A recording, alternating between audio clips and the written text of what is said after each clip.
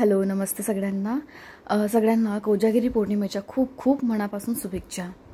आपण प्रत्येक वर्षी कोजागिरी पौर्णिमा साजरी करत असतो, पण त्याचे महत्त्व काय कारण आहे, तर लेट्स बिगिन हिअर। कोजागिरी जागरी म्हणत कोजागिरी पौर्णिमेच्या रात्री जागरण करून मस्त बेत आखला जातो। इतकीच या दिवसाची ओळख आपल्याला आहे। मसाला दूध सोबत रास गरबा असा आनंद तुम्ही देखील नक्कीच घेतला असेल। पण कोजागिरी पौर्णिमेला हिंदू धर्मात मोठे महत्त्व आहे।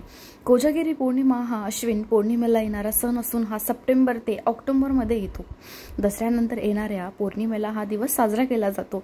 हिंदू धर्माप्रमाणे बौद्ध धर्मातही या दिवसाला खूप महत्त्व आहे। इतकेच नाही तर शेतकऱ्यांसाठी हा दिवस खूप महत्त्वाचा आहे। कोजागिरी पौर्णिमा ही वेगवेगळ्या नावाने ओळखली जाते।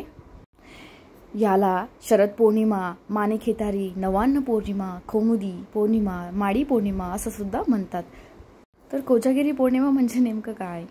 कोजागिरी पौर्णिमा साजरी का केली जाते हा प्रश्न पडणे अगदी स्वाभाविक आहे। तर कोजागिरी पौर्णिमेच्या दिवशी चंद्र पृथ्वीच्या जवळ आलेला असतो, त्यामुळे चंद्राचे चांदणे हे पृथ्वीवर जास्त पडते। हे चांदणे अधिक शुद्ध आणि सात्विक असल्याचे म्हटले जाते। खगोलशास्त्रीयदृष्ट्या या दिवसाला फारच जास्त महत्त्व दिले जाते।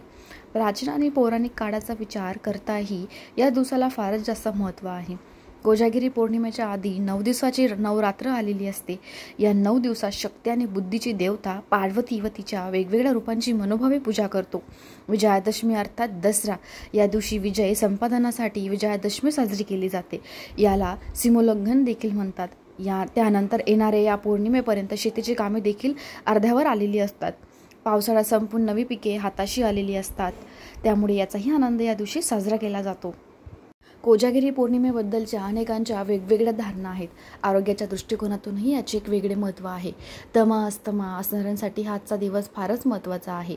दमा असणाऱ्यांनी त्यांच्या औषधाचा डोस कोजागिरी पौर्णिमेसाठी तयार केलेल्या दुधात घालावा आणि ते दूध चंद्राच्या प्रकाशात ठेवावे, मग दूध प्यावे।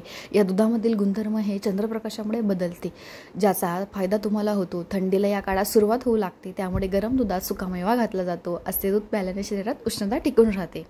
कोजागिरी पौर्णिमेसंदर्भात अनेक कथा सांगितल्या जातात। यापैकी काही कथा आपण जाणून घेऊया, म्हणजे आपल्याला त्याचं महत्त्व जास्त कळेल। तर एक स्टोरी अशी आहे की एका राजाची कथा यामध्ये सांगितली जाते। एक राजा काही कारणामुळे आपले सगळे वैभव आणि संपत्ती गमावून बसतो। आपली संपत्ती पुन्हा मिळवण्यासाठी राणीने महालक्ष्मीचे व्रत केले। तिच्या व्रतामुळे लक्ष्मी देवी प्रसन्न झाली आणि तिला आशीर्वाद मागण्यास सांगितले। तिने आपले राजवैभव परत मागितले। तिला ते वैभव परत मिळालेही। कोजागिरी पौर्णिमेच्या या दिवशी मध्यरात्री चंद्रमंडलातून उतरून साक्षात महालक्ष्मी खाली पृथ्वीतलावर येते। ती चांदण्याच्या प्रकाशात अमृत कलश घेऊन येते आणि सगळ्यांना विचारते, को जागृती, को जागृती। तिने आणलेल्या अमृत कलशामध्ये असलेले ज्ञान वैभव देण्यासाठीच ती आलेली असते। जे लक्ष्मीला साथ देतात तिला ही सुख समृद्धी मिळते। आणि एक अशी दंतकथा आहे की फार वर्षापूर्वीची गोष्ट। मगध नावाच्या राज्यात वलित नावाचा एक सुसंस्कृत परंतु गरीब ब्राह्मण राहत होता, जो एवढा सज्जन होता।